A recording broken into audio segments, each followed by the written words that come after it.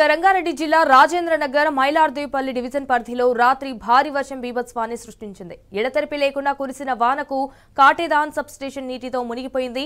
కాటేదాన్ ఇండస్ట్రీతో పాటు పలు కాలనీలు, బస్తీలు వాసులు కరెంటు లేక చీకటిలో గడిపారు.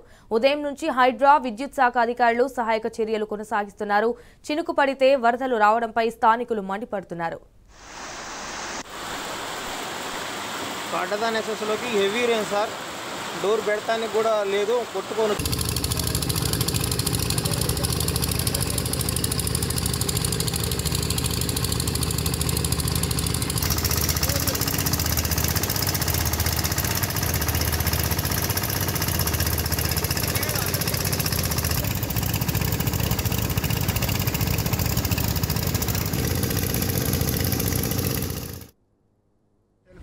సబ్ స్టేషన్లు చాలా ఓల్డ్ సబ్ స్టేషన్స్ ఇక్కడ ఉండడం జరిగింది.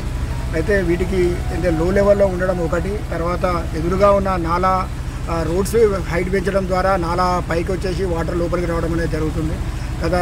అంటే లాస్ట్ 2 years బ్యాక్ ఒకసారి ప్రపోజల్ వచ్చినప్పుడు, ఈ ప్రాబ్లం వచ్చినప్పుడు మనం ఇక్కడ లోపల కాంపౌండ్ వాల్స్ కొంచెం అంటే రిటైన్డ్ వాళ్ళు కొంచెం హైట్ పెంచుకోవడము, తర్వాత ప్రాబ్లమ్స్ రాకుండా 2 years మేనేజ్ చేయగలిగాము.